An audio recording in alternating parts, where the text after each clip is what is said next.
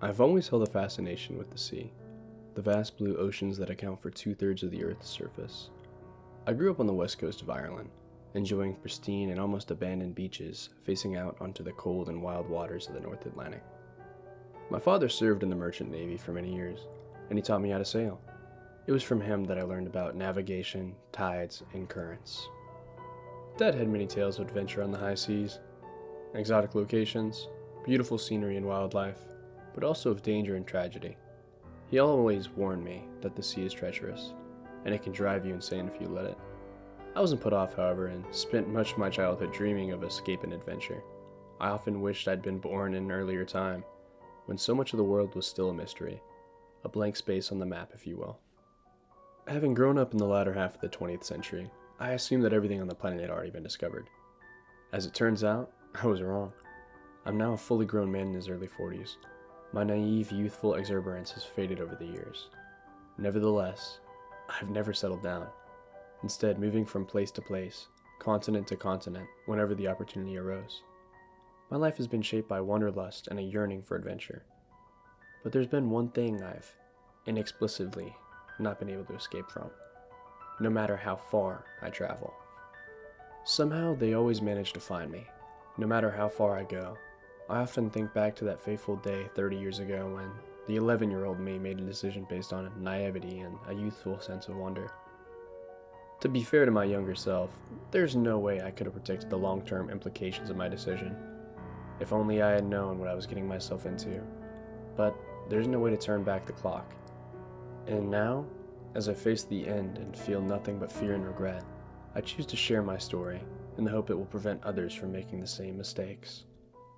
The tale begins on a hot summer's day, back in 1991. I was taking our family dog Skipper on his morning walk. Skip was a black Labrador, very loyal, and with bags of energy. Obviously, he's no longer around, but I still have great memories growing up with him. We walked along a lonely stretch of beach close to my home. As I previously said, I grew up on the west coast of Ireland, a beautiful part of the world and an amazing place to be a child. But not so great when you come off of age and start looking for work. Our local beach was out of the way and rarely visited. This was before the tourist trade took off, and hidden gems like our little beach were still protected from mobs of visitors. That morning, I was enjoying the sunny weather and clear skies, a rare enough thing anywhere in Ireland, and Skipper was having the time of his life.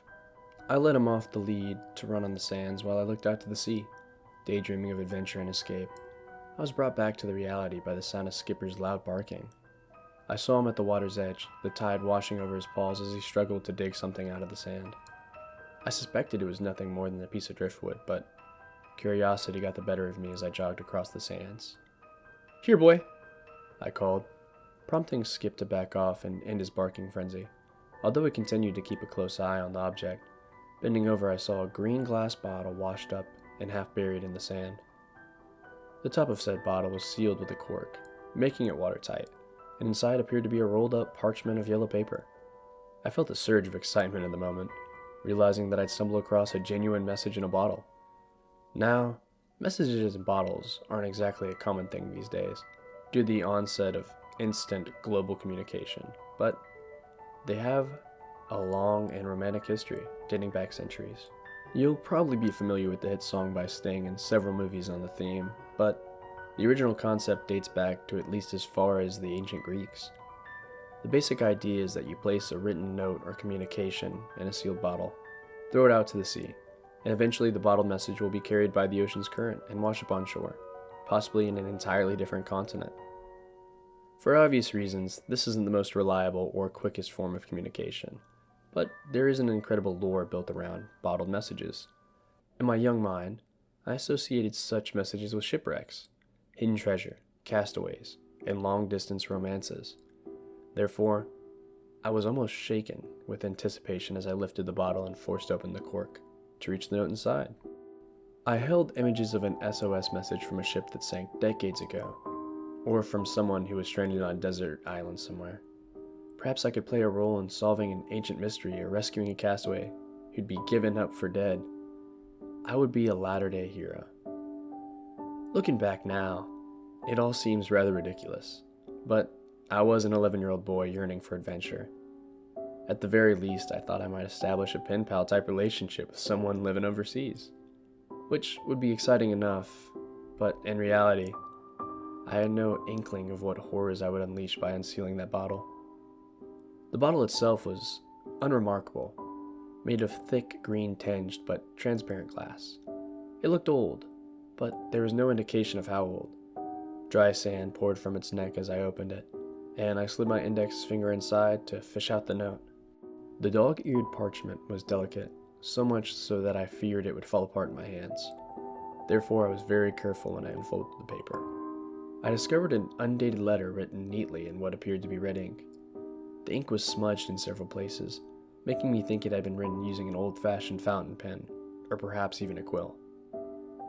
The content itself was more or less in modern English, and both the style and vocabulary made it seem like it was written by an educated person. Although after reading the letter, I guessed the author was little more than a child. Unfortunately, I have since lost the original letter, but I made a copy years ago, which I will transcribe here in full. Dear Sir, I hope this letter finds you in good health and spirits. I am writing in the hope of establishing a correspondence and perhaps forming a bond that stretches across oceans. My name is Emil, and I live on a small island of Santiago with my mother and father. Our home is beautiful but isolated, and sometimes dangerous. Winters are long and cold, and we are plagued by wild beasts. Ferocious bears as big as cows and white like a swan, and a beast as large as an ox which lives in the sea, with 2 teeth in its mouth like those of an elephant. During the daylight hours, our island is covered with snow-white nesting birds, while a feathered umbrella of thousands more fly and screech above our heads. Nights are a time for caution, as demons stalk the land, hunting for victims, but we are too smart for them, as we always keep our hearth burning and our guns loaded, keeping the demons at bay. We come from hardy stock, you see. My ancestors were mourned here for many years, punished for their love and left to die in this unforgiving land, but they survived against the odds, starting a family and making this island their home. And here we have remained, cut off from the world, but free. For mortal men still fear to tread on this land, and ships avoid our treacherous shoreline. You may wonder why I'm writing this account, good sir. I'll confess that I'm sending this message without my parents' knowledge or consent. Please do not judge me too harshly for my small act of rebellion. As much as I love my parents, I do get very lonely, and I yearn for a connection with the outside world. I should warn you, establishing a correspondence with me is not without risks. There are nefarious powers that wish to prevent such things. Nevertheless, I ask that you take the risk, good sir. Please tell me about your life, your family, and home, your hopes and dreams. I wish to know everything. I cannot tell you the location of my island, and it doesn't appear on any man-made maps. What I can tell you is that any letter sealed in this bottle and set adrift on the sea will reach me, and I will write back. I'd sincerely look forward to hearing from you, good sir. Yours faithfully, Emil. I reread the note several times over, my hands still shaking as the seawater washed over my ankles and Skipper waited patiently by my side. Now, looking back with the benefit of hindsight, the bizarre letter contained a number of red flags, particularly the references to demons in a mythical land. The most obvious explanation was that the note was an elaborate hoax, but I was a naive 11-year-old boy with a fertile imagination and lust for adventure. And so, all this talk about mystery islands and lost legends got me excited. I wanted to connect with this world and be part of the fantasy. I didn't tell any of my family members or friends about my discovery, not even my mom and dad. I don't know why exactly. I guess I thought they wouldn't believe me, or perhaps I just wanted to keep it as my little secret. In any event, the next day I wrote a letter, sealed it in a bottle, and tossed it over the cliff's edge, watching as it was carried out to sea until the green glass disappeared under the waves. I didn't keep a copy of the letter, and I can't remember exactly what I wrote all those years ago. Needless to say, it was the type of nonsense that an 11-year-old boy would be asking, telling Emil about myself and where I lived, while asking her questions about her life on the island, which sounded much more interesting than mine. The fact that I threw the bottle in the ocean, expecting it to reach Emil, was obviously ridiculous. If you want to establish a correspondence with someone using a message in a bottle, you provide your address and contact details in the letter. allowing the finder to respond by conventional methods. The odds of a bottled message being released at random and somehow making its way across thousands of miles of ocean back to its original sender are virtually nil. Nevertheless, that's what I did. And I waited in vain to receive Amelia's reply as weeks, months, and eventually years passed by with no response. I was bitterly disappointed at the time. Nevertheless, I did do some research on the contents of Emil's original note as I tried to find some evidence to verify her story. This wasn't the easiest thing to do in the days before Google and Wikipedia, but I pieced together the tale from various books and historical records I tracked down over the years. The name Santiago comes from the Portuguese for devil, and is the name of a phantom island that appeared on maps of the North Atlantic during the 16th century, also known as the Isles of Demons. This mysterious and intriguing isle was allegedly populated by a curious mixture of wild animals, mythological creatures, and evil spirits or demons, all of whom found common cause in tormenting civilized men. The location of the island differed depending upon the map, but it was widely believed to be somewhere off the coast of the Newfoundland. There are many tales from the Isle of Demons, but the most famous is that of Margaret de la Rogue, a French noblewoman who traveled on an expedition led by her uncle during the 1540s, with the aim of establishing a colony in the New World. During the journey, Margaret entered into a passionate love affair with one of the young officers aboard. Her uncle discovered the illicit romance and punished his niece and her lover by putting them ashore on the dreaded Island of Demons, where they were forced to fight for survival against savage beasts and evil spirits. The ultimate fate of Margaret and her officer lover is unclear, with some accounts saying they were eventually rescued by a passing fishing boat, while others claim their spirits remain trapped on the island to this very day. Elements of Emil's letter matched up with the story. Other references were more difficult to explain, but I assume what she described as wild beasts were in fact polar bears, walruses, and colonies of genet birds, all being native to that region, but her talk of demons stalking the land at night were bizarre and unnerving. I spent many sleepless nights worrying about such things during my early teenage years, but when I got older, I wrote it all off as a hoax and moved on with my life, doing the things adolescents boys do, and planning for my future. I didn't hang around once I finished school, instead moving to Edinburgh to attend at university, where I lived life to the full while somehow attending enough lectures to obtain my degree. I wasn't ready to settle down into my 9-to-5 job straight after university, so I do what many Irish students do, taking a gap year and travel to live and work in Australia. I loved it out there, making new friends and entering into a string of short-lived but exciting relationships. I was definitely enjoying my hedonic party animal lifestyle and thought little of the odd experience I'd had during my childhood. But then something happened which defied all logical explanation. I was living in Sydney at the time. It was early on a Sunday morning, and I'd been partying all night. I walked home along the beach just as the sun was rising, nursing one hell of a hangover as I staggered across the sands. My plan was to go back to my place and get a couple hours of sleep, but fate intervened. I stopped dead in my tracks when I saw it, literally rubbing my eyes in disbelief. There it was, half buried in the sand, right by the water's edge, the green bottle, washed up to shore. I experienced a cold chill as I looked upon it, and as memories from my childhood came flooding back from a distance, the bottle looked identical to the one I'd find on the beach in Ireland 10 years before. But it must be coincidence, I told myself. I was thousands of miles away from home, on the coastline of an entirely different ocean. There was just no way it was possible. I reassured myself as I looked up and down the beach before I cautiously made my way along the sands, reaching out to grab the bottle with a shaking hand. On closer inspection, I was astonished to find the bottle was totally identical to the one I had discovered years before, even down to the cork sealing it tight, and right enough, when I glanced through the transparent green glass, I saw a dog-eared yellow note rolled up inside. I felt the mixture of intense emotions in the moment, but most of all the dreadful sense of foreboding. I became paranoid, having the distant feeling that I was being watched, but when I scanned the beach again, I saw I was on my own. Part of me wanted to throw the bottle back at the sea and never think about it again, but I found I couldn't do so. I don't know why, but I had an uncontrollable urge to open the bottle and read the note contained inside. I knew I might not like what it read, but nevertheless, I had to know the truth. I carefully removed the delicate parchment from the bottle, unrolling it to reveal the same handwriting I'd seen 10 years before. However, the tone of the letter was noticeably darker. Dear Sir, thank you for replying to my letter. You cannot know how much it means to me. I very much enjoyed reading about your home and your family. Ireland sounds like a wonderful place, and I would love to visit someday. Alas, I no longer think this is possible. For you see, my family situation has deteriorated since I last wrote. My mother and father have become ill. I don't know whether the illness is of the mortal world or if they've been cursed by supernatural entities. In any event, they are often weak and thus unable to maintain our defenses during the long, dark nights. Therefore, it has been my task alone to keep the fire burning and the monsters at bay. The mortal beasts are vulnerable to spear and bullet, but not the demons. The night is their time. I see their shadows circling our cabin during the midnight hour, searching for weakness, always looking for a way in. And I hear their unholy roars through the storm, the hellish din shaking me to the core. The demons allow me no respite. Their attacks are constant. I cannot remember the last time I slept. I am terrified and exhausted, but I must continue to fight for my parents and my family's legacy.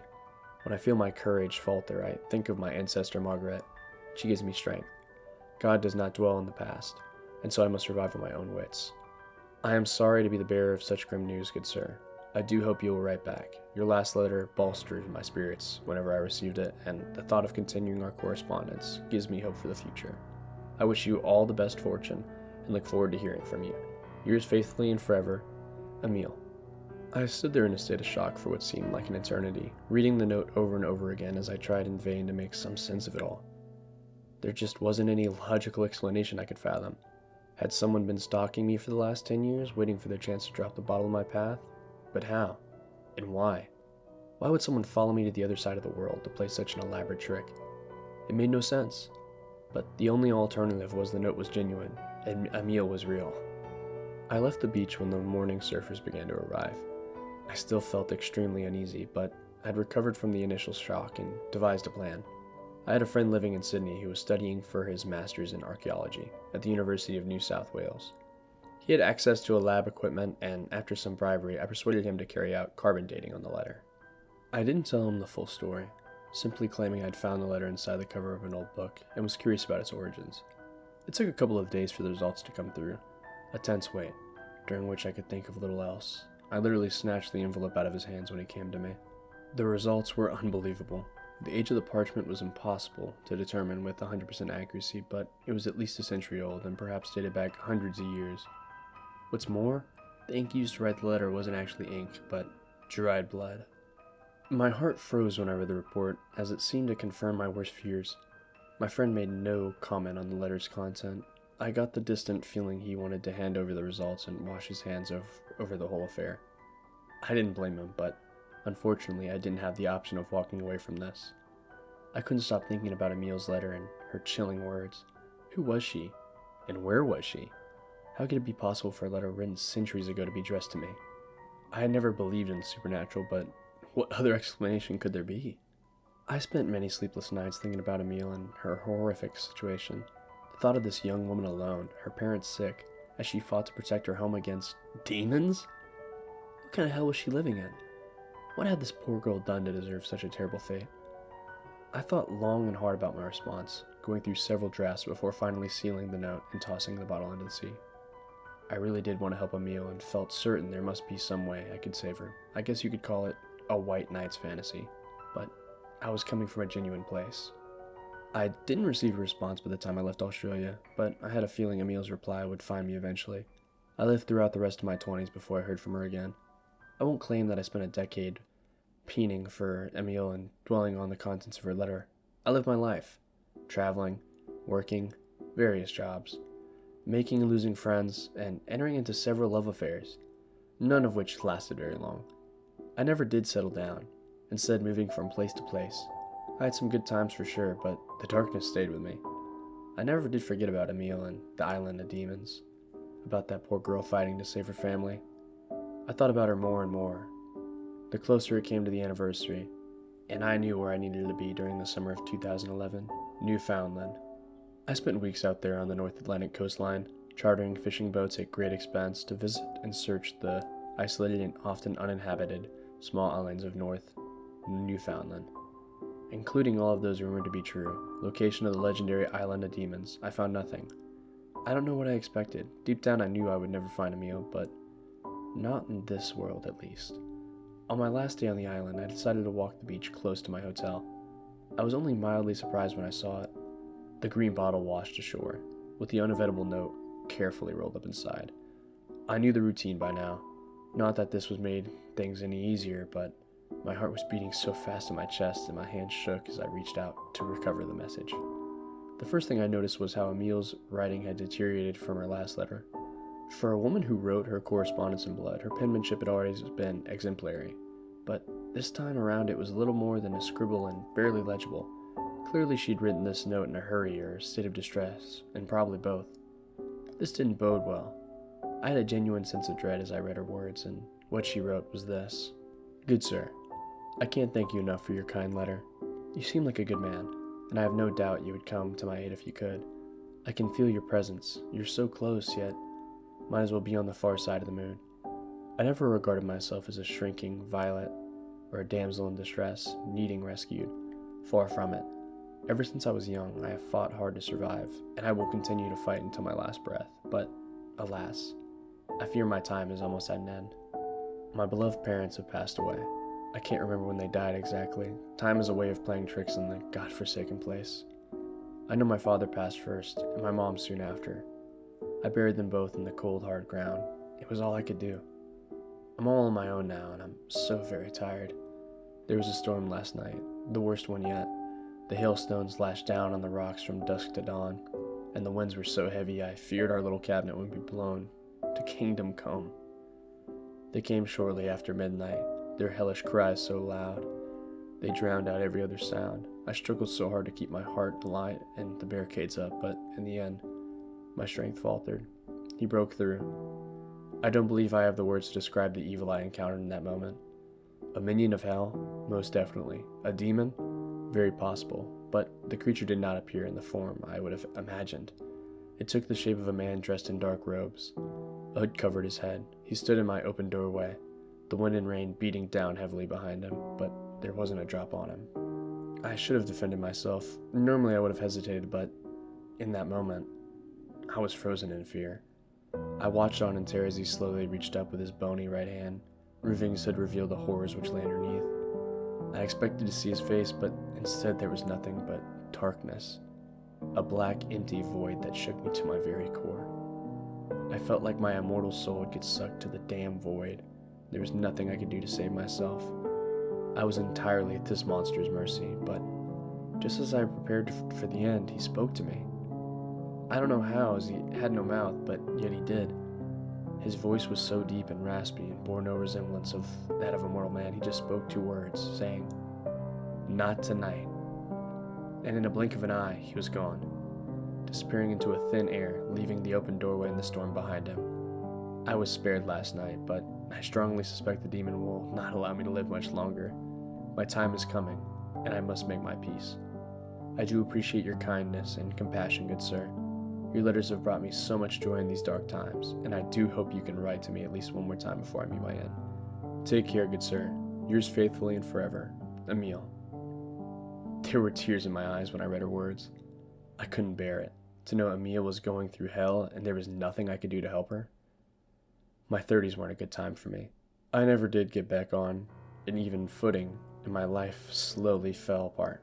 I couldn't commit to a job or relationship and instead drifted, cutting myself off from family and friends, and turning to alcohol and drugs to dull my pain. I guess depression was something I had always had to deal with, but Emil's letters, the last one in particular, cast a dark shadow over me, one I was never able to escape. My depression grew worse the closer I got to my 41st birthday. It had been 30 years since I'd received my first letter from Emil, and her replies had always been found with me every 10 years, and no matter where I was. I could have gone anywhere in the world to mark this grim milestone, but I chose to come home, back to the same beach where it all began. The old place has changed a lot over the last 3 decades. My mom and dad both passed away years ago, and my old family home has been sold on, meaning I've had to stay in a rented cottage. This part of the coastline has become something of a tourist trap in recent years, and the beach I used to walk on is now packed with summer holiday makers. The truth is, I don't have much of a connection to the west coast of Ireland these days, but I still hold on to the few happy memories. I walked the beach early this morning, avoiding the crowds and keeping my eyes on the shoreline. I wasn't at all surprised when I saw it, the ominous green bottle sticking up from the sand. Taking a deep breath, I strode forward, my back creaking as I reached down to grab the glass bottle. I dreaded the prospect of reading the note. Emil had relieved true horrors to me 10 years ago, and I doubted her situation had improved in this time since, but yet I had to read her letter. I'd spent the last 10 years waiting for this. I felt faint as I unrolled the yellow parchment and read what turned out to be my destiny. And, in the end, Emil's final letter was a short one. And what she wrote was this: "I'm so sorry, good sir. You'll never know how much. You're a good man, and you don't deserve this. They made me do this, you see. I wish my strength had held, but I've reached my limit. They know about you now, and they're coming for you. Watch for the storm on the horizon. That's when you'll know they're close. I wish I could do more to repay your kindness, good sir, but in the end our demons will always win. Godspeed, good sir. I pray that you find the peace which has eluded me. Yours faithfully and forever, Emil." So that is that. I'm no longer a bystander observing events from afar. The horrors are coming to me. I don't blame Emil. Not at all. In some ways I think I was always destined to suffer this terrible fate. I can see the storm now, coming in from the ocean and heading straight for me. It's the worst I've ever witnessed. A sky filled with ominous black clouds, terrifying thunder and flashes of lightning, and the winds of hurricane force. And above the almighty den I can hear them. I can hear their hellish roars and their cruel and human laughter, the demons. They're coming for me. I could try running, but deep down I know there's no escape. I wonder now how different my life would have been if I had never found that bottle all those years ago. Maybe I would have been spared, or perhaps not. I wish I could give you some answers, but this is all I've got. My time is nearly up. I can hear the windows rattling under the sheer force of the winds. I can see their dark shapes emerging from the clouds, to echo Emil's words. I just hope I can find peace.